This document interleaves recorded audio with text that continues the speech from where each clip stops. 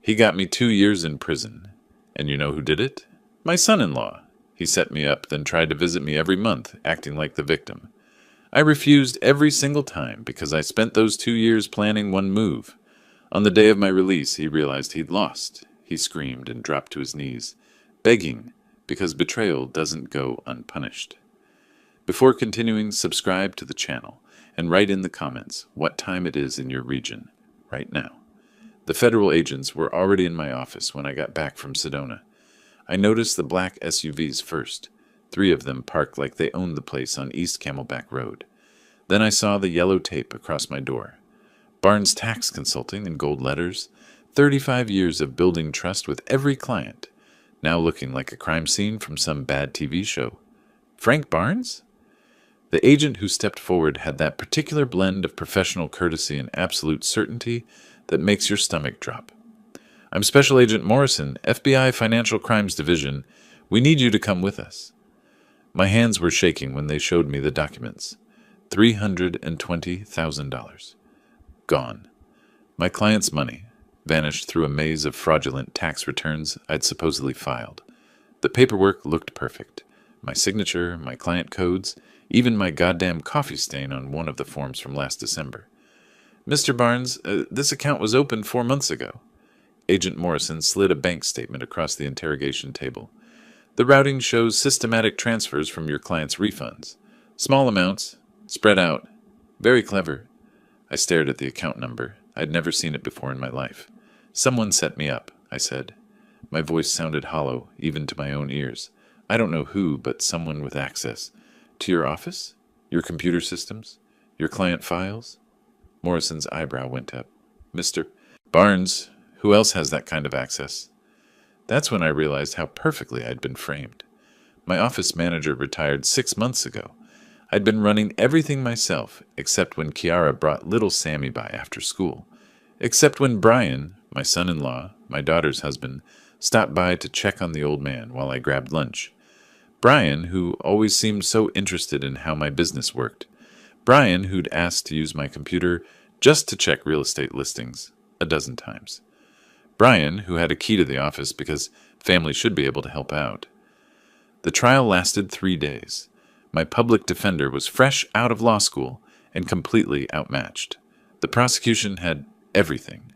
Forged signatures that somehow looked exactly like mine, timestamps showing I was in the office when the transfers happened, even my fingerprints on the fake account application. I sat there, watching my life dismantle piece by piece, and the whole time I kept thinking, who benefits from this? Then Brian took the stand. Mr. Kelly, you're married to the defendant's daughter, correct? Yes, sir.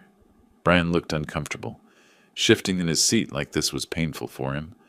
Oscar-worthy performance, really. Kiara and I have been married for 9 years. Frank was like a father to me. In the past year, did you notice anything unusual about Mr. Barnes's behavior? Brian hesitated. Perfect timing. Perfect delivery. I didn't want to say anything. He's family. But yes, I saw some things that concerned me. My lawyer objected. The judge overruled. Brian continued, his voice heavy with false regret. He'd been making mistakes, forgetting things. I saw him working late, doing calculations over and over. Once I came by and found him moving money between accounts. He said it was for tax efficiency, but it seemed odd. I thought maybe he was just getting old, losing his edge. I wanted to stand up and call him a liar. I wanted to scream that he'd been in my office alone a dozen times, that he'd had every opportunity to set this up. But my lawyer grabbed my arm, whispered urgently about making things worse. The jury deliberated for 4 hours. Guilty on all counts. 2 years federal prison, restitution of $320,000 I didn't have, and the permanent destruction of my reputation. They took me to the county jail to await transfer. Gray walls, metal bed, the smell of industrial cleaner trying to mask something worse. I sat there in my orange jumpsuit, 67 years old, wondering how I'd survive prison. The letter arrived on day 3. The guard slid it through the slot with my breakfast tray. White envelope, careful handwriting. No return address, but I recognized Brian's neat printing immediately. Frank, I know this is hard. I want you to know that Kiara and I will take care of everything while you're gone. The house on Desert Willow Drive. We'll make sure it's maintained. Keep the property taxes paid, all of it. Don't worry about Sammy either. We'll raise him right. Sorry it came to this, but honestly, your time was up anyway. Thanks for the house. We'll take good care of it. Brian, I read it 3 times. Then I read it again. Thanks for the house. Not your house. Not we'll watch over it. Thanks for the house. Like it was already his. Like this whole thing had been about getting me out of the way so he could take what was mine. I sat on that metal bed, holding that letter, and something cold settled into my chest. Not rage. Rage is hot. Impulsive. Stupid. This was something else. This was the feeling you get when you're 67 years old and realize you've been played by someone you trusted, someone you welcomed into your family. I thought about the chess games I used to play at the Phoenix Chess Society. Long, complicated matches where you sacrifice pieces to gain position, where you think 15 moves ahead, where patience matters more than passion. Brian thought he'd won. He'd executed his plan perfectly. Frame the old man, take his house, his reputation, his freedom. Clean sweep. But Brian had made one critical mistake. He'd assumed that because I was kind, I was weak. He'd assumed that because I'd spent 35 years helping people with their taxes, I didn't understand how to hurt someone. He'd given me 2 years to think, 2 years to plan, 2 years to stop being the victim and become something else. I folded the letter carefully and slid it under my mattress. Then I lay back on the bed and started thinking. Not about innocence or justice or any of that naive nonsense. I started thinking about what a tax consultant knows. About money trails, about legal loopholes, about the thousands of ways the system can be used against someone if you know where to push. Brian had taught me an important lesson. Nice guys finish last. Time to stop being nice. Florence Correctional Facility squatted in the Arizona desert like a concrete tumor. They processed me in on a Tuesday, April 11th, 2023. Fingerprints, medical exam, the cheerful orientation where they explain the rules for survival. Don't take anything that isn't yours. Don't look anyone in the eye too long. Keep your head down. I was assigned to a cell with a 23-year-old kid named Marcus, who'd been caught selling stolen electronics. He took one look at me, gray hair, reading glasses, soft hands from 35 years of pushing paper, and decided I was harmless. Tax guy, huh? Marcus said on the first night. That's almost funny. Like you hurt people with math or something. Something like that, I said. The first month was survival mode, learning the routines, figuring out which guards to avoid, which inmates ran what rackets. I kept quiet, did my work in the prison laundry, stayed invisible. But at night, lying on that thin mattress with Marcus snoring above me, I thought about Brian's letter. Thanks for the house. In my old life, I would have been devastated, betrayed, broken. But something had shifted. Maybe it was the orange jumpsuit, or the way everyone assumed I was just another white-collar criminal who'd gotten greedy. Maybe it was knowing that my daughter believed Brian over me, that my grandson would grow up thinking his grandfather was a thief. Or maybe it was simpler. I had nothing left to lose. I remembered when Brian first started dating Kiara. She'd brought him to Sunday dinner at the house, my house, the one on Desert Willow Drive that I'd bought 28 years ago when my wife was still alive. Brian had been charming, funny, attentive, 43 years old, successful real estate agent, great with Sammy even though the kid was only 3 then. Dad, he makes me feel safe, Kiara had said after that first dinner, helping me with dishes while Brian played with Sammy in the living room. After Mom died, I didn't think I'd find someone who understood. I'd been happy for her. My daughter deserved happiness. Brian seemed perfect. I remembered the day they moved into my house. It was supposed to be temporary, just 6 months, while they saved for a down payment. Brian had stood in the driveway, shaking my hand. You're doing us a huge favor, Frank. We won't forget this. That was 5 years ago. The visitation request came in May 2023, 1 month into my sentence. Brian Kelly and Kiara Barnes Kelly, listed on the form. I stared at it for a long time in my cell. Marcus was at lunch, so I had the space to myself. I could picture exactly how it would go. Brian would sit across from me in the visiting room, wearing his concerned face. Kiara would cry. They'd talk about how hard this was for everyone, how they were supporting me through this difficult time. Brian would ask if I needed anything, make a show of caring, and the whole time he'd be checking, watching my face, listening to my words, trying to figure out if I suspected the truth. I picked up the form and wrote one word across it. Declined. The guard who collected it looked surprised. You sure? It's your daughter, man. I'm sure. He came back the next month, and the month after that. Every 30 days, like clockwork, Brian Kelly requested visitation, sometimes with Kiara, sometimes alone. I declined every single time. I never wrote a letter explaining why, never sent a message, just declined in black ink on white paper, over and over. I wanted him to wonder. I wanted him to lie awake at night, trying to figure out what I was thinking. Most of all, I wanted him to feel safe, to believe that I was just a broken old man who couldn't face his family. Let him think he'd won. Let him get comfortable. The prison library became my second home. It was small, maybe 200 books, most of them falling apart, but they had a legal section. Inmates doing appeals had donated their research materials over the years. I started with the basics: Arizona trust law, estate planning, tax codes I'd memorized decades ago but needed to review. I remembered something one of my old professors at ASU had said, back when I was getting my accounting degree in 1978. The tax code is a weapon. Most people just don't know how to aim it. In week 6, I met Officer Raymond Torres during my shift in the laundry.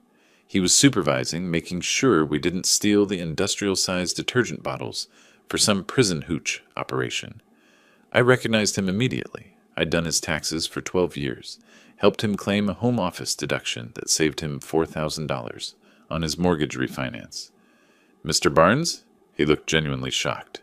What the hell are you doing here? Bad luck, I said quietly, and a good frame job. Torres glanced around, then moved closer. Those tax returns they showed at your trial, that wasn't your work. I know your work. You're meticulous. Those forms were sloppy. Yeah, I said. I noticed that too. He studied my face for a long moment. You need anything? Actually, I said carefully, I need to send a letter, not through regular prison mail. Can you help? Torres didn't ask questions. The next day he brought me a stamped envelope and a piece of paper. I wrote carefully. Mr. Bernard Fisher, Fisher Private Investigations. I need your help proving I was framed. I can't pay you now, but I have assets you can access once I'm cleared. Please visit. Frank Barnes, Florence Correctional Facility. I'd found Bernard's name in a legal journal in the library. He specialized in financial crimes investigation. I just had to hope he was curious enough to come. 3 weeks later, I got word that I had a visitor. Not Brian this time, a private investigator with clearance. Bernard Fisher was 54, built like someone who'd spent too many years sitting in cars on stakeouts. He sat across from me in the visiting room and opened a yellow notepad. Mr. Barnes, I got your letter. Tell me why I should take a case from an inmate with no money and a conviction for embezzlement. Because I was set up, I said, and because the person who did it made one mistake. He got greedy. Brian Kelly, my son-in-law. Check his bank records from February 2023. He paid off $180,000 in debt right before my client's money disappeared. Check his business partner, Sharon Whitmore. She got a sudden $45,000 consulting fee at the same time. Bernard wrote this down. That's circumstantial. It's a start, I said. I spent 35 years following money trails. I know how this works. Brian had access to my office, my computer, my client files. He had motive, gambling debts probably, knowing his type. And he had me perfectly positioned to take the fall. Old guy, working alone, no witnesses. What do you want me to do? Find the proof, document everything. I have 2 years to build a case. I leaned forward. And Bernard, I'm not just trying to prove my innocence. I'm going to destroy him. Legally. Completely. I want you to find every crime he committed, every lie he told, every dollar he hid. Bernard studied me. That's not about justice. That's revenge. Call it what you want, I said. Are you in? He was. Brian's next visitation request came 2 days later. I declined it again, but this time I smiled when I wrote the word, because now I wasn't just refusing to see him. I was refusing to let him know what was coming. In my cell that night, I thought about chess again, about how the best players sacrifice material to gain position, about how sometimes you have to lose everything before you can win. Brian had taken 2 years of my life, my reputation, my business, my relationship with my daughter. He'd bet everything on me being too broken, too old, too weak to fight back. He'd made a terrible miscalculation. I pulled out the notebook I'd started keeping, hidden under my mattress next to Brian's letter. Page 1 had a timeline. Page 2 had names. Page 3 had a single sentence at the top. Justice, like chess, requires patience, strategy, and the ability to see several moves ahead. I was playing a long game now, and Brian had no idea the clock had already started. 8 months in prison teaches you things they don't cover in accounting school. December 2023 rolled around with the same gray walls, the same terrible food, the same morning count where we all stood like cattle waiting to be numbered. But something had shifted. I wasn't waiting anymore. I was hunting. Bernard Fisher's reports arrived every 2 weeks, smuggled in through Officer Torres along with my regular mail. The prison censors saw tax documents and legal papers, boring stuff from an old man trying to appeal his case. They never looked closely enough to see what I was really reading. Subject, Brian Kelly made a cash deposit of $180,000 on February 14, 2023. Bernard's first report stated, bank records show this as personal funds. Kelly paid off outstanding debts to 3 different creditors within 48 hours. Timeline matches the disappearance of funds from your client's accounts. I sat on my bunk, reading this, and Marcus looked over from his upper rack. Good news, old man? Educational material, I said. I'm learning how criminals think. The irony wasn't lost on me. Bernard's surveillance logs painted an interesting picture. Brian maintained his routine like clockwork. Office from 9 to 6. Lunch at expensive restaurants he couldn't actually afford. Evening drinks with colleagues. He lived large in my house, the house he thought would eventually be his. Pool parties in the summer. Holiday decorations at Christmas. Playing Happy Family with my grandson in my backyard. But Bernard noticed the cracks. The stressed phone calls in the parking lot. The meetings with a woman named Sharon Whitmore that lasted longer than professional courtesy required. The way Brian checked over his shoulder when he thought no one was watching. Subject appears nervous, Bernard wrote in his November report. Increased alcohol consumption observed. Subject has visited Florence Correctional Facility monthly to request visitation with you. Each time declined. This appears to frustrate him. That made me smile. Good. Let him wonder. January 2024 brought snow to the desert. Rare, but it happened. I watched it fall through the narrow window in the library while pretending to read Arizona Revised Statutes. In reality, I was memorizing Bernard's latest findings. Sharon Whitmore, real estate colleague at Brian's agency. 42 years old, divorced, expensive tastes. She'd received a $45,000 consulting fee from a shell company in February 2023. The same shell company that had briefly held some of my stolen client funds before they vanished into Brian's accounts. She was his accomplice. Had to be. You don't get that kind of money that close to a major embezzlement without being involved. Bernard had interviewed 3 of Sharon's former colleagues. One mentioned she'd been weirdly secretive about a special project last winter. Another said she'd suddenly taken a trip to Cabo in March 2023, right after my arrest, and posted photos of herself drinking expensive champagne. Stupid. Criminals always get stupid with money. They can't help themselves. The next visitation request came in February 2024. Brian again, no Kiara this time. Just him, solo, making his monthly pilgrimage to check on me.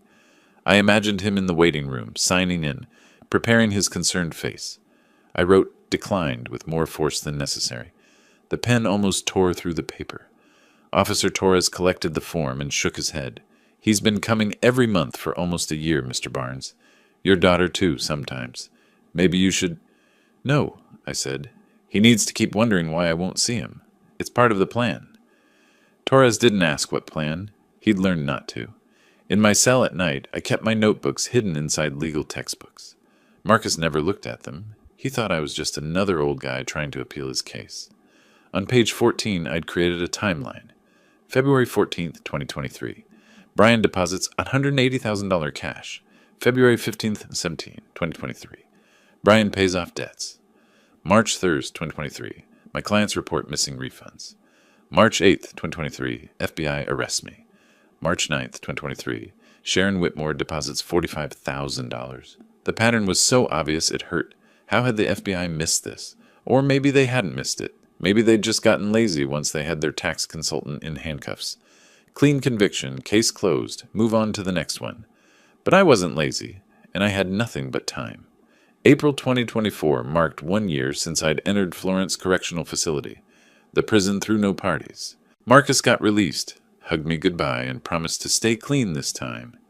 I got a new cellmate, a kid named Deshaun, who'd violated parole on a drug charge. "What you in for, old-timer?" he asked on his first night. "Embezzlement I didn't commit," I said. He laughed. "Yeah, everyone in here's innocent." "Most people are lying," I agreed. "I'm not." Bernard's April report was different, thicker. He'd been doing what investigators call deep background work, checking Brian's full financial history, not just the obvious timeline around my arrest. Brian Kelly had a gambling problem, not just casual poker with buddies, serious gambling. Bernard found credit card receipts from Las Vegas trips, online betting accounts under shell email addresses, debts to 3 different bookies that totaled $180,000 by January 2023. Exactly $180,000. Brian had been desperate, drowning in debt. And then suddenly, miraculously, in February 2023, he wasn't. All paid off. Clean slate. And all it cost him was framing his father-in-law and stealing from innocent clients. I read that report 3 times. Then I wrote Bernard a short note. "Keep digging. I want everything. Bank accounts, tax returns, business dealings, parking tickets, everything. When we move against him, I want it to be total."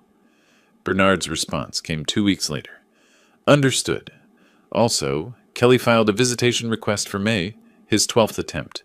Should I arrange counter-surveillance?" I wrote back, "No. Let him come. Let him keep coming. I want a record of every single visit he tried to make. Shows he knew something was wrong, couldn't leave it alone." May, June, July 2024. The visits kept coming. The declines kept going back. Each one was a little victory, a reminder that I was controlling this game now, not him. Bernard found Sharon Whitmore's weak point in August. Taxes. She'd reported that $45,000 payment as consulting income, but had used most of it for personal expenses that couldn't possibly be business-related. The Cabo vacation, a new car, designer handbags, all documented in her social media posts, tagged and dated like evidence she'd gift-wrapped for us. "Whitmore is our leverage point," Bernard wrote.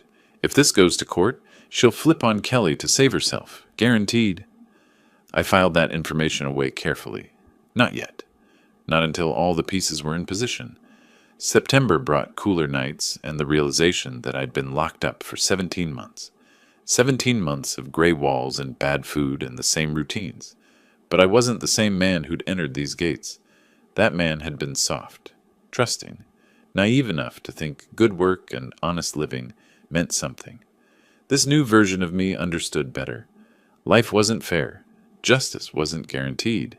And sometimes the only way to win was to play the long game better than your opponent. Brian's October visit request arrived with a note. "Please, Frank, we need to talk. It's about Sammy," using my grandson as bait. Classy. I declined it faster than usual.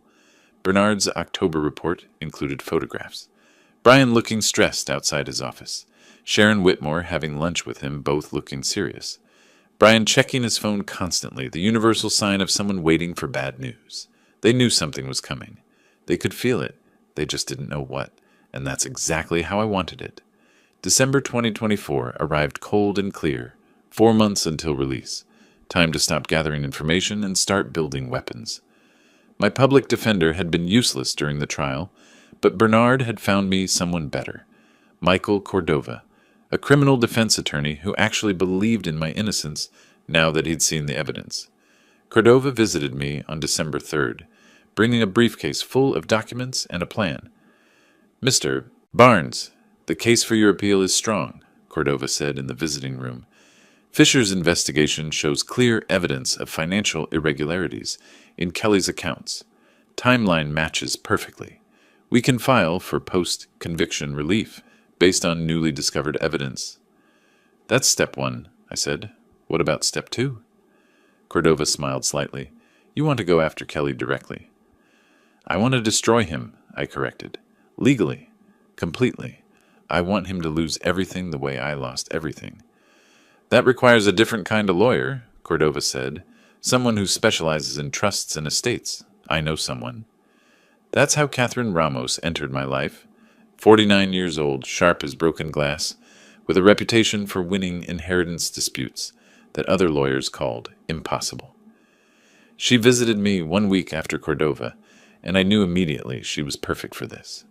Mr. Barnes, Catherine said, spreading documents across the metal table between us. Your house on Desert Willow Drive. Tell me about the ownership structure.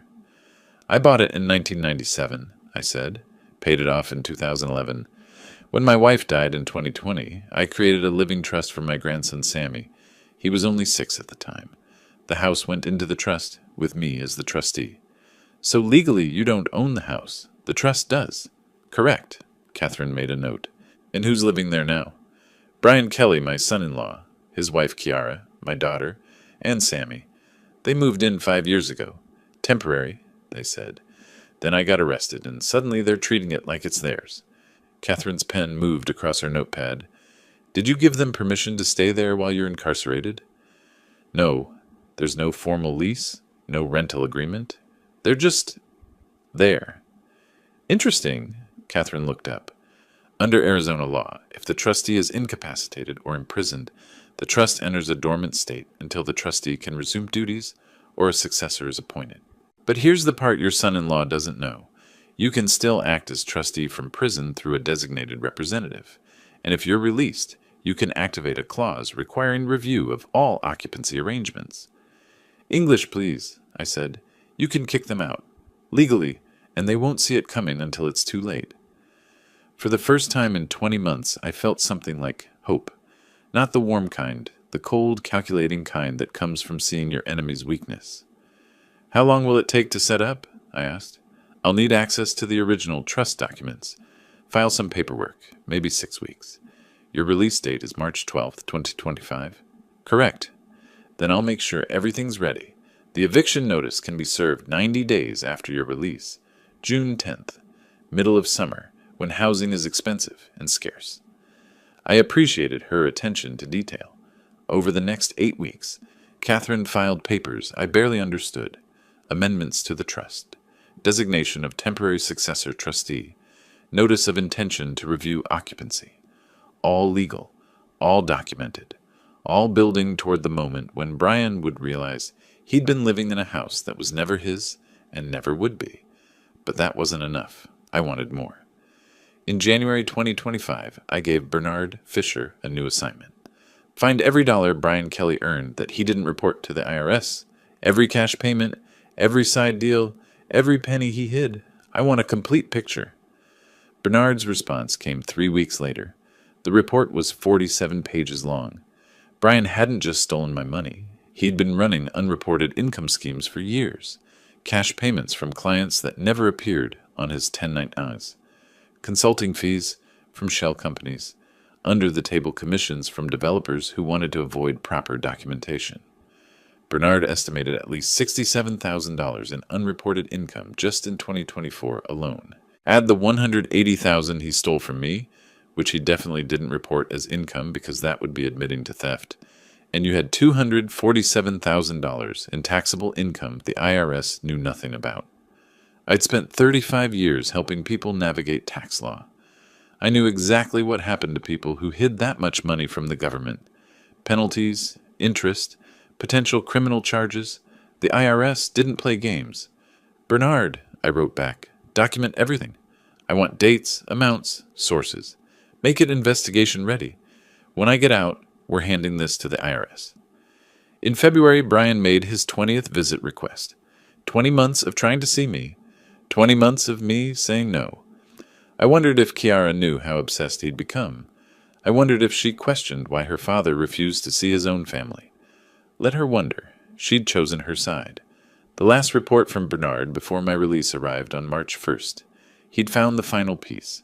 Sharon Whitmore had been having an affair with Brian. Not anymore. It ended badly in late 2024. But she'd kept records. Texts, emails, photos. The kind of documentation angry ex-lovers keep as insurance. Whitmore will cooperate if approached correctly, Bernard wrote. She's afraid of Kelly now, thinks he might blame her if anything goes wrong. Classic criminal psychology, thieves turning on each other. I filed that away too. Another weapon for the right moment. Officer Torres found me in the library on March 8th, 4 days before release. "You've got that look," he said, "like you're planning something." "Just thinking about freedom," I said. "Mr. Barnes, whatever you're planning, be careful. Kelly's not going to take this lying down." "Neither am I," said. "That's the whole point." On my last night in Florence Correctional Facility, I lay in my bunk and reviewed everything. The timeline, the evidence, the legal structures Catherine had built, the IRS documentation Bernard had compiled. 23 months of patient, methodical preparation. Brian thought he'd won by framing me. He thought the old man would rot in prison while he lived the good life in my house, with my daughter, raising my grandson as his own. But Brian had made one critical error in his planning. He'd assumed I'd break. He'd assumed prison would destroy me, that I'd come out beaten and helpless. Instead, I'd spent 23 months becoming someone new. Someone harder. Someone who understood that nice guys finish last, and I was done being nice. I'd learned something important from chess. Sometimes you sacrifice a piece to gain position. Sometimes you lose your queen to set up checkmate. Brian had taken 2 years of my life. Now I was going to take everything from him, and it would all be completely legal. February 2025. 1 month until freedom. That's when Brian finally figured out something was wrong. Officer Torres handed me the notification with a grim expression. "Someone's been asking questions about you on the outside. Private investigator named Danny Moss. Cheap license, works out of a strip mall. He's been calling the facility, trying to confirm your correspondence logs." I'd been expecting this. Bernard had warned me that Brian might get nervous eventually. 22 months of declined visits would make anyone suspicious, especially someone with as much to lose as my son-in-law. "Let him dig," I said. "There's nothing he can find that will help him." But Torres looked concerned. "Mr. Barnes, if Kelly knows you're working with lawyers, he might try something preemptive." "I'm counting on it." 3 days later, Catherine Ramos called. Her voice on the prison phone was tight with controlled anger. "Frank, your son-in-law just filed for adverse possession of your house. He's claiming 2 years of continuous occupation with maintenance and care of the property while you were incarcerated. He's arguing that the trust is invalid because you can't serve as trustee from prison." I smiled. The guard monitoring the call probably thought I was crazy. "Catherine, that's exactly what we needed. He just put his intentions in writing, filed with the court. Public record. He's documented his greed for us." "You knew he'd do this?" "I hoped he would. Brian's smart, but he panics under pressure. He's been feeling safe for too long. Those monthly visits he kept trying to make. He was checking on me, making sure I wasn't planning anything. Now he knows I am, so he's trying to grab the house before I get out. It's predictable." Catherine was quiet for a moment. "I can block this filing. There's a technical error in his paperwork. He listed the property owner as you, personally, not the Samuel Frank Kelly Trust. Basic mistake, but it invalidates the whole petition. Do it. Make him look incompetent. And Catherine, make sure the rejection gets filed publicly too. I want a paper trail of him trying to steal from his own son's trust fund." "Understood. Frank, you've gotten cold." "No," I said. "I just stopped being warm." Bernard Fisher's final report before my release was comprehensive. He'd tracked Brian's movements for the past 3 weeks. The man was falling apart. Multiple meetings with his cheap private investigator. Long lunches with Sharon Whitmore, where they argued loud enough for nearby tables to hear. Late-night drives past the Florence facility, like he was trying to work up courage to demand answers I wouldn't give. The gambling debts had returned too. Bernard found records of Brian visiting a casino in Tucson twice in January, losing money he didn't have. The pattern was reasserting itself. Stress made Brian gamble. Gambling made him desperate. Desperation made him stupid. Perfect. On March 1st, I received a letter from Kiara, my daughter. Her handwriting was shaky, uncertain. Dad, Brian says you've been plotting something. He says you hired lawyers to try to take the house. That's not true, is it? We've been taking care of everything while you were gone. We kept the property taxes paid, maintained the yard, everything. This is our home now. Sammy's home. Please don't do anything that would hurt your grandson. Kiara. I read it 3 times. Each time it hurt less. She'd chosen her side. She'd believed Brian's version of events, believed I was guilty, and now she was defending the house they'd stolen from me. My daughter thought I was the villain in this story. I wrote back, Kiara, you'll understand everything soon. The house belongs to Sammy. It always did. I made sure of that in 2019 when I created his trust. You and Brian have been living in your son's property, rent-free for 2 years. We'll discuss this when I'm released. Dad. Short, factual, cold. Officer Torres collected the letter and studied my face. You okay, Mr. Barnes? Better than okay, I said. Everything's falling into place. March 11th, the day before my release, Brian made his final visit attempt. Request number 23. I pictured him in the parking lot, signing in one last time, desperate for any indication of what I was thinking. I wrote, declined, with a flourish. That night, my last night in Florence Correctional Facility, I couldn't sleep, not from anxiety, from anticipation. I lay on my bunk reviewing the plan step by step. Catherine had filed all the necessary paperwork. The trust was reactivated, successor trustee appointed, eviction notice prepared for 90 days post-release. Bernard had compiled the financial evidence for the IRS. Michael Cordova had my appeal ready to file based on the new evidence of Brian's fraud. Every piece was positioned perfectly. I'd sacrificed 2 years of my life, my queen in chess terms, but now Brian's king was exposed, and I had 14 different ways to deliver checkmate. The next morning, March 12th, 2025, they processed me out at 6 a.m. I walked through those gates carrying one small box of belongings, legal documents mostly, and my notebooks with their carefully tracked timelines. The Arizona sunrise was just starting to paint the desert orange. The air smelled like creosote and freedom. Catherine Ramos was waiting in the parking lot, leaning against a silver sedan, professional as always, dressed in a gray suit that probably cost more than my entire prison wardrobe.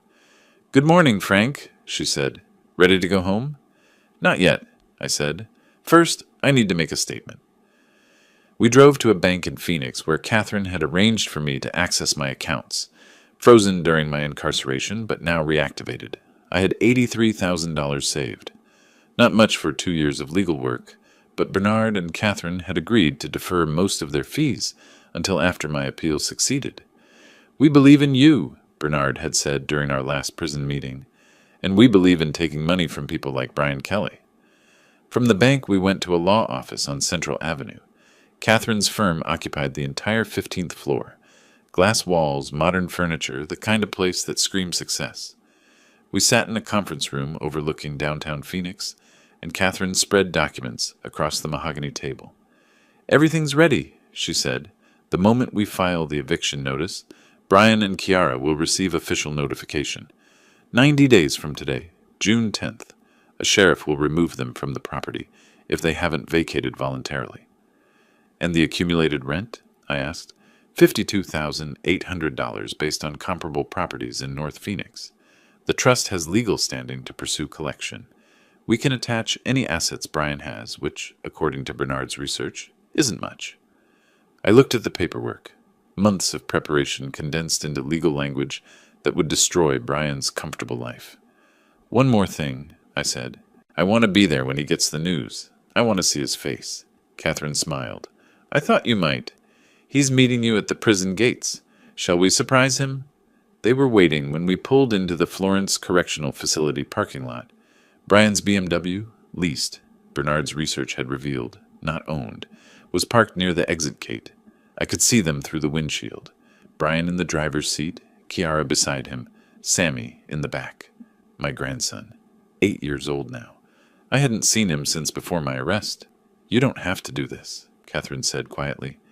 "We can serve the papers through normal channels." No, I said. I want him to know. I want him to understand that I knew all along. We got out of the car. Brian saw me immediately and climbed out, his face arranged in what he probably thought was a welcoming expression.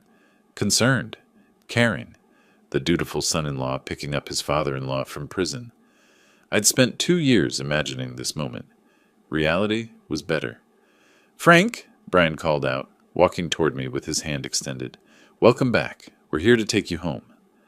I stopped 3 feet away, didn't take his hand, just looked at him. He was aging poorly. New lines around his eyes, gray at his temples. The stress of wondering what I knew had taken its toll. "Home?" I said. My voice came out colder than I'd intended. "You mean my house on Desert Willow Drive? The one at 4-127 that I purchased in 1997? Brian's smile flickered.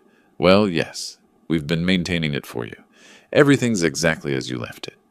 Everything except my freedom, my reputation, and $320,000 of my client's money that you stole." The parking lot went silent.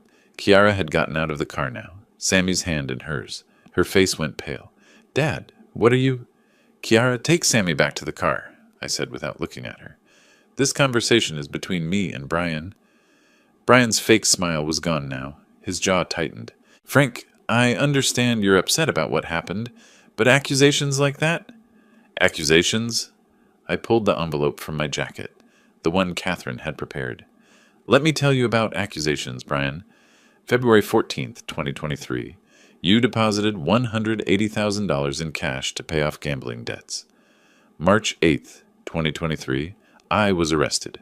Timeline matches perfectly. You had access to my office, my computer, my client files. You forged the documents, set up the fake account, transferred the money, and framed me." Brian's face was transforming, the confident mask cracking. His skin went from healthy tan to something closer to old newspaper. His hands, which had been gesturing casually, suddenly didn't seem to know where to go.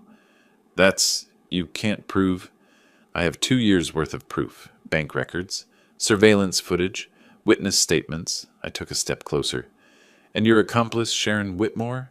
She's very interested in making a deal with prosecutors to avoid her own charges. Funny how criminals turn on each other." Brian's mouth opened, closed, opened again. No sound came out. He looked like a fish that had just realized it was on a hook. It was magnificent. "But let's talk about the house," I continued. "That's why you're really here, isn't it?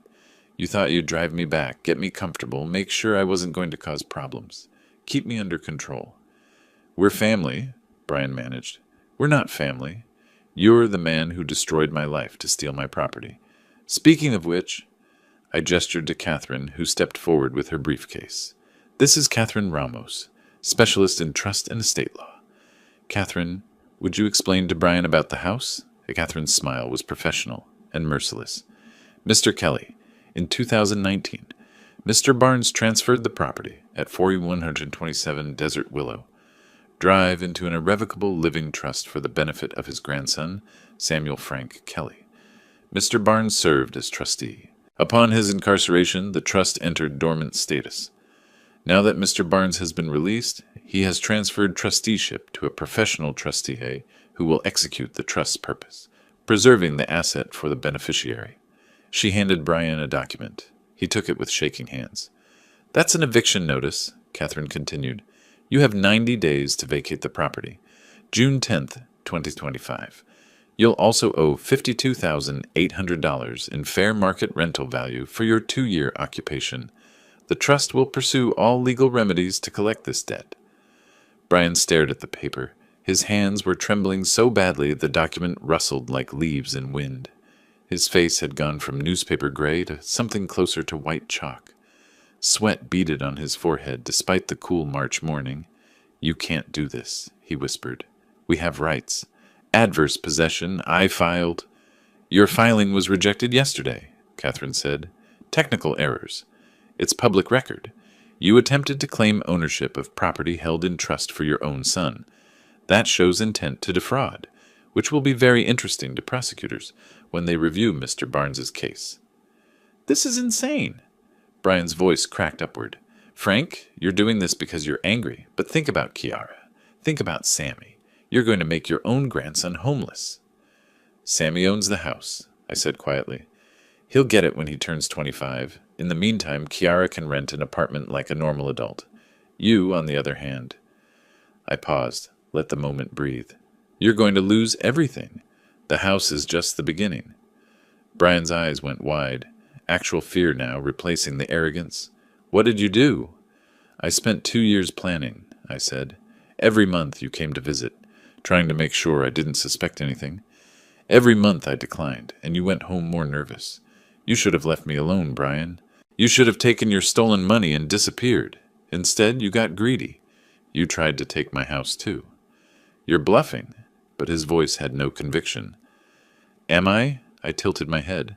I guess you'll find out soon enough. Enjoy the next 90 days in the house, Brian. Make some good memories. They'll have to last you. I turned to Catherine. Let's go. I need breakfast. Prison food was terrible, and I've been dreaming about real coffee for 2 years. As we walked to the car, I heard Kiara calling after me. Dad!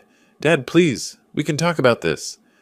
I didn't turn around, didn't respond, just got in Catherine's sedan and let her drive me away from the prison, away from Brian's shocked white face, away from 2 years of concrete and steel. In the rearview mirror, I watched Brian standing in the parking lot, still holding the eviction notice, his mouth moving but no sound reaching me. Kiara had her hands on his shoulders, clearly asking what was wrong. Sammy stood beside them, confused and scared. It wasn't perfect. Hurting my daughter wasn't part of the plan I'd enjoyed, but she'd made her choice when she believed Brian over me. How do you feel? Catherine asked as we merged onto the highway toward Phoenix. Hungry, I said, and patient. This is move 1. I have 13 more planned. Catherine laughed. Frank Barnes, I think prison made you terrifying. No, I said, watching the desert roll past. It made me strategic. April rolled in with that dry Phoenix heat that makes everything feel like it's waiting for something to break. I'd been out of prison for 3 weeks, living in a modest apartment Catherine had helped me rent. Not the house. That would wait until June 10th, when the sheriff evicted Brian. For now, I had a 1-bedroom place with a view of the parking lot and enough space to rebuild my life. Or rather, to finish tearing down Brian's. Bernard Fisher called me on April 7th. Frank, it's done. I submitted the financial investigation report to the IRS Criminal Investigation Division this morning. Everything's documented. The $180,000 in unreported income from February 2023, the $67,000 in cash consulting fees from 2024, all of it. They confirmed receipt and opened a case file. I was drinking coffee on my small balcony, watching the sunrise. How long until they contact him? Criminal investigations usually take time, but this case is straightforward. I'd estimate 2 to 3 weeks before he gets the first notice. Frank, when they see he didn't report income that matches exactly with embezzled funds from your case, they're going to connect the dots fast. Good, I said. That's the point. The beauty of it was simple. I hadn't done anything illegal. Bernard had compiled publicly available financial records. I'd submitted a detailed citizen's report to the IRS, something any American can do if they suspect tax fraud. The fact that the suspect was my son-in-law who'd framed me for embezzlement, that was just context. Michael Cordova, my criminal defense attorney, had been watching Brian's attempts to fight the eviction. He's hired 3 different lawyers, Michael told me over lunch at a downtown diner. Every single one has told him the same thing. The trust is ironclad. One of them actually laughed when Brian suggested adverse possession after his filing was rejected. The legal community's starting to talk about him, and not favorably. His reputation's suffering, collapsing. Real estate agents live on referrals and trust. Word's gotten around that Brian Kelly tried to steal property from his own son's trust fund. His office has started distancing themselves from him. I took a bite of my sandwich. It tasted better than anything I'd eaten in 2 years. What about Sharon Whitmore? Still employed at the same agency, but she's been very quiet. No social media activity, no public appearances. If I were her, I'd be nervous. Sharon should have been nervous. Bernard's investigation had given the IRS everything they needed to see her roll too. The $45,000 payment, the timeline, the shell company connection. She'd helped launder stolen money and taken her cut. The moment the IRS started digging into Brian, they'd find her. The question was, would she panic first? April 23rd, I got my answer. Catherine called at 9 in the morning. Frank, Sharon Whitmore, just contacted the FBI. She's offering to cooperate in exchange for immunity. She's claiming Brian Kelly forged documents in your name, that she helped move money without knowing it was embezzled, and that she's willing to testify. I set down my coffee cup carefully. She's flipping on him. Completely. She's scared. The IRS contacted her last week about unreported income, and she realized she's facing potential jail time. She's trying to save herself by giving them Brian. Will they give her immunity? Probably. She's a minor player with evidence against the main perpetrator. The FBI and IRS both want Brian more than they want her. Frank, this means your appeal just got a lot stronger. If Sharon testifies that Brian framed you, that's direct evidence of your innocence. I stood up and walked to my apartment window. Down in the parking lot, normal people were going about their normal lives. None of them knew that somewhere across town, Brian Kelly's world was imploding. When does Brian find out? I asked. He probably already knows. The IRS serves notices by certified mail and through official contact. My guess? He got the letter yesterday or today. I imagined Brian opening that letter, that thick official envelope from the Internal Revenue Service, the words Criminal Investigation Division at the top, the detailed accounting of $247,000 in unreported income, the calculation of penalties, interest, and back taxes totaling $340,000. The realization that this wasn't about the house anymore. This was about his freedom. Bernard called 2 hours later. Frank, Brian just tried to contact me. Left 3 voicemails. He's panicking. Wants to know if there's a way to work this out before things get worse. There isn't, I said. The IRS doesn't negotiate with tax cheats, especially not ones who committed fraud to hide embezzlement. Did you respond? No. I'm not his investigator. My work's done. I compiled evidence and submitted it to the appropriate authorities. What happens next is up to them. Perfect, I said. Let him panic. Let him try every door and find them all locked. That evening I received an email from an address I didn't recognize. The subject line read, Please, we need to talk. I almost deleted it, but something made me open it. Frank, I know you're angry. You have every right to be. But please, can we meet? Just you and me. No lawyers, no games. I need to explain some things. There's more to this story than you know. Brian. I read it 3 times. Then I forwarded it to Catherine and Michael with a note. Documentation of contact attempt. Maintain no communication policy. Michael responded within minutes. Good instinct. He's looking for any way to control the narrative or get information about what you know. Don't engage. I wouldn't. Brian had spent 2 years in my house, playing the concerned son-in-law while I rotted in prison. He'd made his choices. Now he could live with the consequences. The April weather heated up. My apartment didn't have great air conditioning, but I didn't care. I spent my days walking through Phoenix, relearning the city I'd left behind. The coffee shops that had opened while I was gone, the restaurants that had closed, the way downtown had changed. I also spent time at the Phoenix Chess Society. My old membership was still active. They'd kept it going as a courtesy after my arrest. Some of the regular players recognized me. Most were polite, but distant. One older player, a retired lawyer named Arthur, sat down across from me one afternoon. Frank Barnes, he said. I followed your case. A lot of people thought you were guilty. A lot of people were wrong, I said, setting up the pieces. So I'm hearing. Arthur moved his pawn. Word is, things are turning around for you. Your son-in-law's in some trouble now, isn't he? That's what I hear, I said, matching his opening. Tax problems, criminal investigation. Very unfortunate. Arthur smiled slightly. You know what I appreciate about chess, Frank. It rewards patience. People who can see the whole board, not just the next move. That's why I like it too, I said. We played in comfortable silence. I won in 37 moves, a slow, methodical victory that crushed his position piece by piece until his king had nowhere left to go. Arthur shook my hand afterward. Welcome back, Frank. Phoenix needs more players like you. On April 30th, Bernard sent me a text. Whitmore met with FBI and IRS today. 3 hours. She gave them everything. Documents, emails, texts, recorded conversations. Brian's finished. I sat on my balcony that evening, watching the sun set over the city.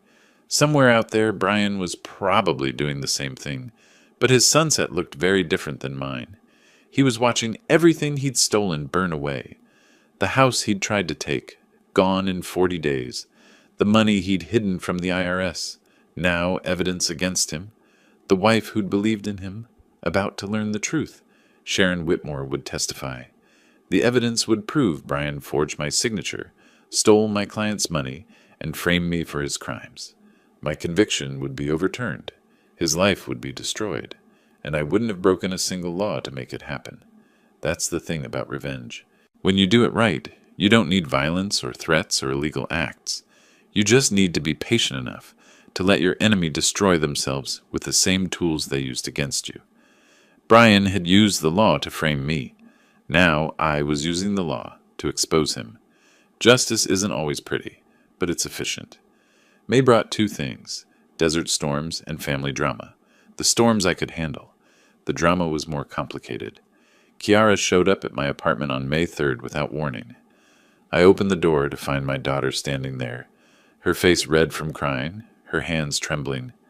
"Dad," she said, "we need to talk. Please." I almost closed the door, almost told her that she'd made her choice 2 years ago when she believed Brian over me. But she looked broken in a way that reminded me of how she'd looked after her mother died, lost and desperate for something solid to hold on to. "Come in," I said. She sat on my cheap couch in my barely furnished apartment and stared at her hands. "I talked to Sharon Whitmore yesterday. She called me. She told me everything. Everything. About Brian, about the money, about the gambling debts and the fraud and how he framed you." Kiara looked up and her eyes were hollow. She said she helped him launder the money. She said he planned it for months. "Dad, he used me. He used all of us." I sat in the chair across from her, didn't move closer. "Yes, I believed him," Kiara said, her voice breaking. "When you were arrested, when he testified against you, when he said you'd been acting strange, I believed every word. I thought my father had turned into a criminal, and my husband was trying to protect us." "You chose your husband over your father," I said quietly.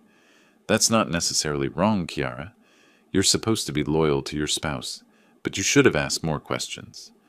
I know. She was crying now, not bothering to wipe her tears. "He was so convincing.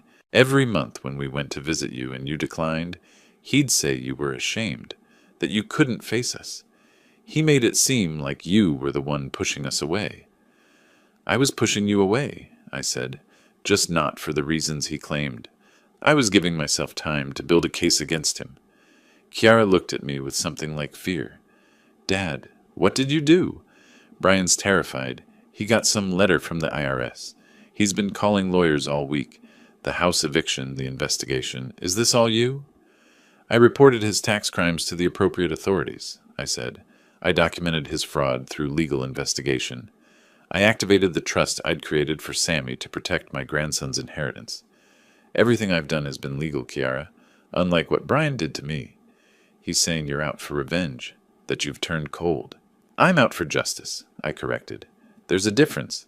Brian framed me for a crime, stole from innocent people, and destroyed my reputation. I'm making sure he faces consequences. If that seems cold to you, consider that I spent 2 years in a cell thinking about it." Kiara was quiet for a long moment. "I'm filing for divorce." "Good. I need to know something, Dad. The house? Sammy's house? Will he really get it?" "Yes. When he turns 25, the trust will transfer full ownership to him. Until then, it'll be managed professionally to maintain the property value. That house is worth $485,000. It's his future. And Brian and I will be evicted on June 10th if you haven't vacated by then. Kiara, you're my daughter. I'll help you find an apartment, help you get settled. But I won't let Brian stay in that house one day longer than the law allows." She nodded slowly. "I understand. I don't like it, but I understand." She stood up. "Dad, I'm sorry. I'm sorry I didn't believe you. I'm sorry I wasn't there when you needed me. I know you can't forgive me right now." I can't, I agreed. Not yet. Maybe not for a long time. But you're still my daughter, and Sammy's still my grandson. We'll figure out how to rebuild after all this is finished. She left without another word. Bernard called an hour later. Frank, Brian's making moves. He just hired a criminal defense attorney. Expensive one, too. Victor Delgado, former prosecutor. He's good. How's Brian paying for an expensive attorney? I asked. Good question. My guess? He's leveraging everything he has left, maybe borrowed from family. Or he's planning to declare bankruptcy, and the lawyer knows he won't get paid. What can Delgado do for him? Honestly, not much. Sharon's testimony combined with the financial evidence is devastating. Best case scenario for Brian is a plea deal that reduces his sentence, but he's looking at prison time either way. 2 days later, Brian tried to call me. I'd changed my number, but he found it somehow, probably through Kiara before she filed for divorce. The phone rang at 7 in the morning. I answered. Frank, please listen. I hung up. He called back immediately. This time I let it go to voicemail. Frank, I know you hate me. I know what I did was wrong. But please, there has to be a way to fix this. The house, fine, take it. The IRS thing, I'll work with them. But you don't have to destroy me completely. Think about Sammy. Think about what this will do to him. Please, call me back. I deleted the message and blocked the number.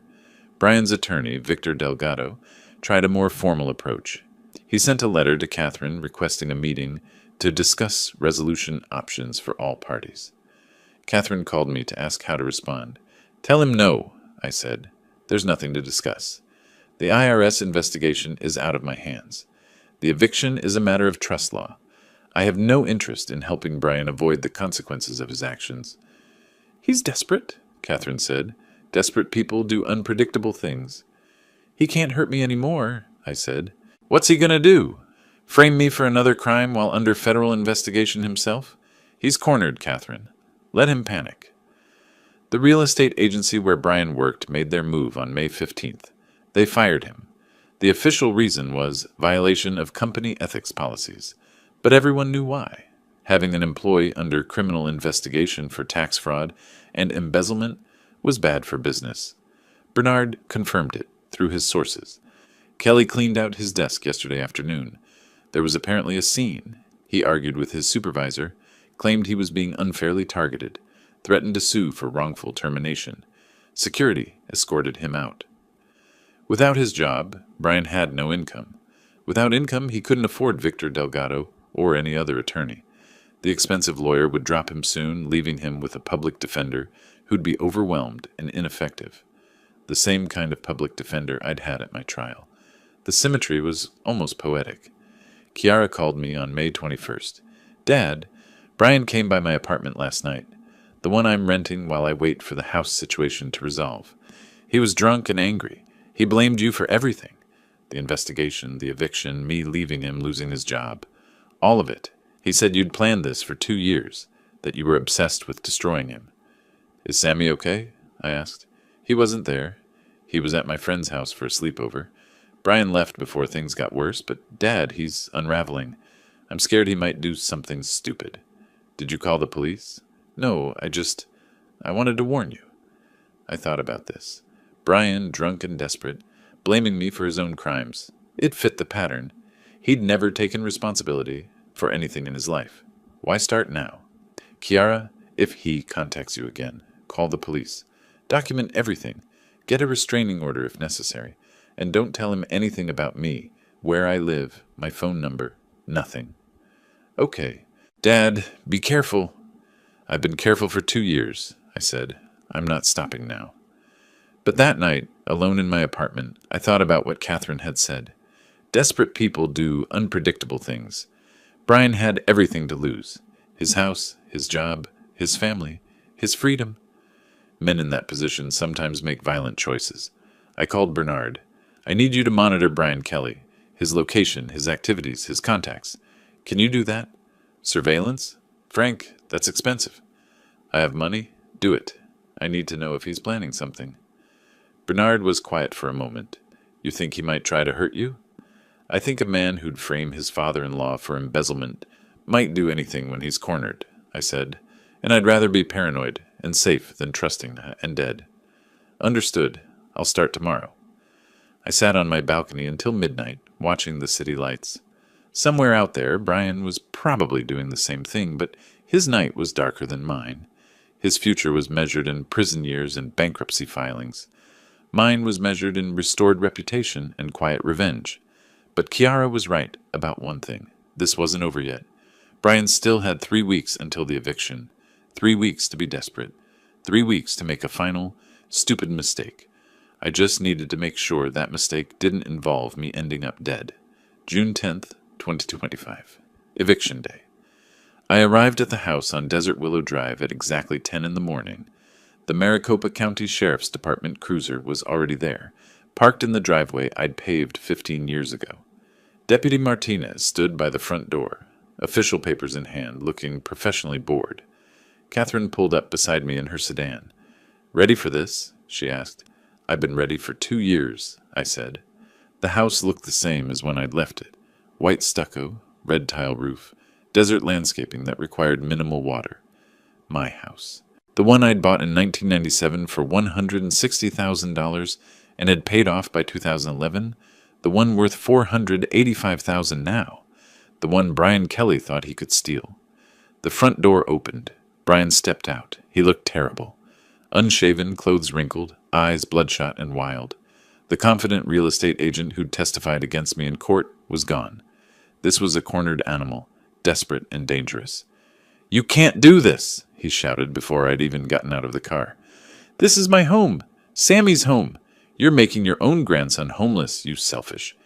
"Mr. Kelly," Deputy Martinez interrupted, "I need you to step back and let me explain the legal—" "I don't care about legal."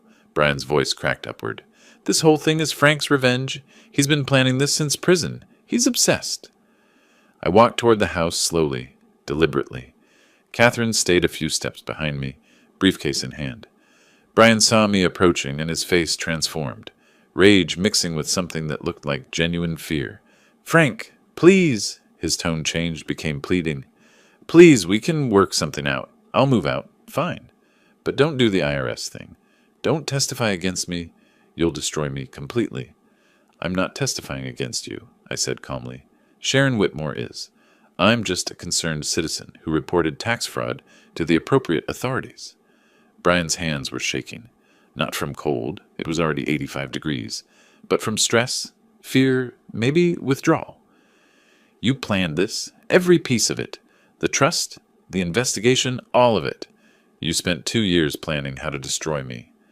"Yes," I said simply. "I did.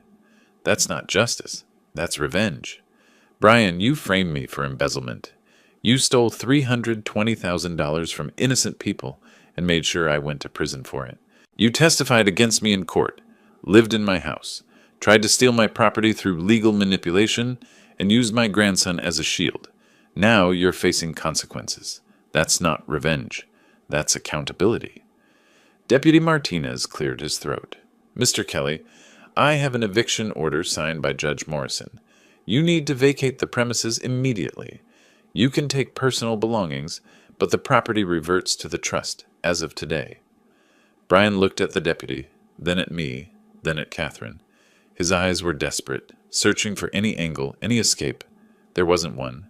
I'd made sure of that. "I have nowhere to go," Brian said. His voice broke. "No job, no money, no—" "You had 2 years to prepare for this," I said. "I told you at the prison gates that eviction was coming. You chose to spend that time fighting instead of planning." "Because this is wrong." Brian's voice rose again. "I made mistakes, okay? I know that. But you're taking everything. The house, my freedom, my family, everything. You took everything from me first," I said quietly. "My freedom, my reputation, my practice, 2 years of my life. The difference is you did it with lies and fraud. I'm doing it with truth and law." Brian stared at me for a long moment. Then something in him broke. His shoulders sagged. His face crumpled. He dropped to his knees right there on the concrete driveway. My driveway. "Please," he whispered. "Please, Frank. I'm begging you. Don't do this. I'll do anything. I'll confess to everything. I'll make it right. Just please, don't take it all away." I looked down at him. This man who'd been so confident in court, so smooth in his lies, so certain he'd gotten away with it, now kneeling on concrete, begging. I felt no pity, no satisfaction either, really, just cold certainty that this was justice. "Brian, I spent 2 years in a cell thinking about this moment," I said. "Every month you came to visit, trying to make sure I didn't suspect you. Every month I declined, and you went home wondering if I knew. You used my grandson as a hostage, living in his trust property while framing his grandfather for crimes you committed. Now Sammy will get this house when he turns 25, just like I planned. The trust guarantees it. And me?" Brian's voice was barely audible. "What about me?" "You," I paused. "You have exactly what you deserve. Nothing." Deputy Martinez stepped forward. "Mr. Kelly, you need to stand up and start gathering your belongings. You have 2 hours to remove personal items. After that, the locks will be changed." Brian stood slowly, his legs shaking. He looked at me one more time, and I saw it, the moment he truly understood that he'd lost, that all his scheming, all his manipulation, all his confident plans had led him here, evicted from the house he'd tried to steal, facing prison for tax fraud, abandoned by his wife, unemployed, and bankrupt. "I hate you," he said softly. "I know," I replied, "but I stopped caring what you think about 23 months ago." He went inside. Through the open door, I could see him moving around, grabbing clothes, personal items. Deputy Martinez followed to supervise.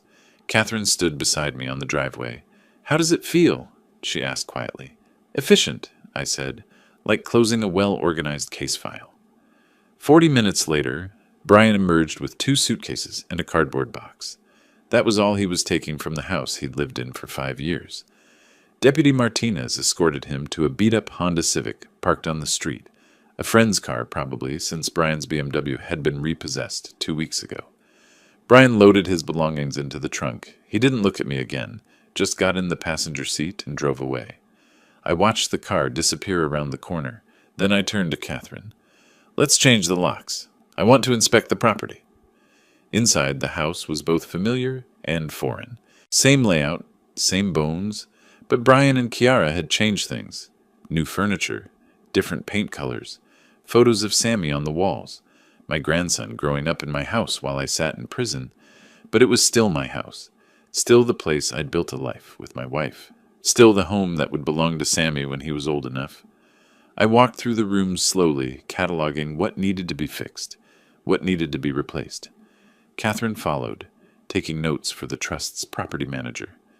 In the master bedroom, I found something that made me stop. A chessboard on the dresser, old wooden hand-carved pieces. Mine.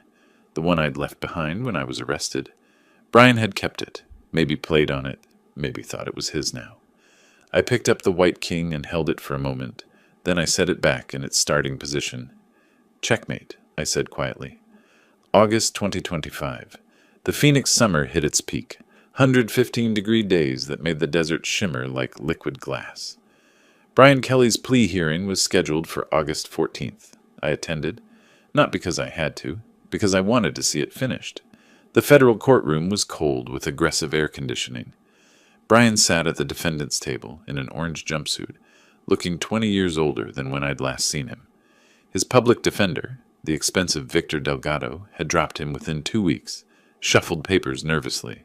Sharon Whitmore testified first. She'd taken her immunity deal and ran with it, providing emails, text messages, recorded conversations. She explained how Brian had approached her with a plan to borrow money from his father-in-law's clients, how she'd helped set up the shell company, how they'd split the money and covered their tracks.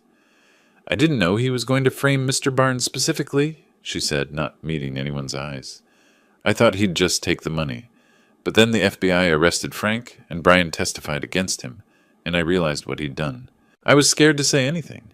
Scared enough to take $45,000 and keep quiet for 2 years. But the jury didn't need to hear my opinion on that. The prosecutor laid out the charges. Tax evasion totaling $247,000 in unreported income. Conspiracy to commit fraud. Identity theft for forging my signatures. Wire fraud for the electronic transfers. Obstruction of justice for his false testimony at my trial. Brian's lawyer tried to argue for leniency. Your Honor, my client has lost everything: his job, his marriage, his home, his reputation. He's already suffering consequences. Prison time seems excessive when— Judge Reeves, the same judge who'd overseen my appeal, cut him off. Counselor, your client didn't just commit tax fraud. He framed an innocent man and let him spend 2 years in federal prison. That's not just financial crime. That's a moral atrocity. The sentence reflects both. Brian was asked if he wanted to make a statement. He stood slowly. I'm sorry, he said, his voice flat and dead. I made terrible choices. I hurt people I should have protected. I deserve punishment. I just want to say— He glanced at where I sat in the gallery. Frank, I'm sorry. For everything. I didn't respond, didn't move, just watched. Judge Reeves sentenced him to 4 years in federal prison, $340,000 in fines and restitution, and 5 years supervised probation after release. Brian's face went completely blank. He didn't cry or rage or beg, just stood there, empty, as the bailiff led him away. Outside the courthouse, Catherine met me on the steps. Your exoneration hearing is scheduled for next week. Judge Morrison will formally vacate your conviction and order state compensation. How much? Arizona law provides $70,000 per year of wrongful incarceration. You served 2 years. That's $140,000. The irony wasn't lost on me. Brian owed $340,000. I'd receive $140,000. The universe wasn't fair, but sometimes it was mathematically interesting. My exoneration hearing took 15 minutes. Judge Morrison reviewed the evidence: Sharon's testimony, Bernard's financial investigation, the proof that Brian had forged documents and perjured himself. She formally vacated my conviction, ordered the state to pay compensation, and apologized on behalf of the court system. Mr. Barnes, what was done to you was a grave injustice, she said. I hope this provides some measure of closure. Closure came later, in smaller moments. Kiara visited my apartment in late August. We met at a coffee shop instead, neutral ground. She looked healthier than the last time I'd seen her, clear-eyed, calmer. I'm in therapy, she said without preamble, dealing with the Brian stuff, the betrayal, the lies, how I ignored warning signs. My therapist says I have trust issues now. She laughed weakly, which is fair. How's Sammy? I asked, confused. He doesn't really understand why Dad went away or why we moved out of Grandpa's house. I'm trying to explain it in ways an 8-year-old can process. She paused. Dad, I know I don't deserve forgiveness. I know I chose wrong, but I want you to know I'm working on being better. For Sammy. For myself. I know you are, I said. And Kiara? We'll get there. It'll take time, but we'll get there. You're still my daughter. She cried then. Not dramatic sobbing, just quiet tears of relief. We didn't hug or have some movie moment, just sat there drinking coffee while she processed. But it was a start. September brought cooler weather and new routines. I moved back into the house on Desert Willow Drive. The trust paid me a modest property management fee to maintain it until Sammy turned 25. I spent weeks fixing things Brian had neglected, repainting rooms, restoring what he'd damaged. In the living room, I set up my old workbench for clock restoration, the hobby I'd abandoned during the stress of running my practice. I bought broken vintage clocks from estate sales and spent quiet evenings bringing them back to life. There was something satisfying about taking broken things and making them work again. Sammy visited on Saturdays. Kiara would drop him off in the morning and we'd spend the day together. I taught him chess using my old hand-carved set. He was sharp, asked good questions, thought 3 moves ahead even at 8 years old. Grandpa, why does the night move weird? He asked during our 3rd lesson. Because sometimes the best path isn't straight, I said. Sometimes you have to think differently to win. He considered this, then moved his knight into position to fork my king and rook. Like that? I smiled. Exactly like that. I didn't restart Barnes Tax Consulting. That life was finished. Instead, I became a consultant for the Arizona Attorney General's office, specializing in financial fraud investigations, helping prosecutors understand complex tax schemes, money laundering operations, embezzlement patterns. Turned out, 2 years studying law in prison had made me valuable. I knew how criminals thought now. I knew their patterns, their mistakes, their weaknesses, and I was very good at helping authorities catch them. On a Saturday evening in mid-September, I sat on my back patio, watching the sunset paint the desert orange and purple. Sammy had just left after beating me in chess for the first time, a clean victory I hadn't let him have. He'd earned it. My phone buzzed, a text from Officer Torres, the guard from Florence who'd helped me start this whole thing. Saw Kelly's sentencing in the news. Congratulations, Mr. Barnes. Justice served. I texted back, thanks. Visit Phoenix sometime. I'll buy you lunch. I set the phone down and thought about the past 2 years. The planning, the patience, the methodical destruction of Brian Kelly's life. Some people might call it revenge. A therapist would probably say I was obsessed. But I knew what it really was. Consequences.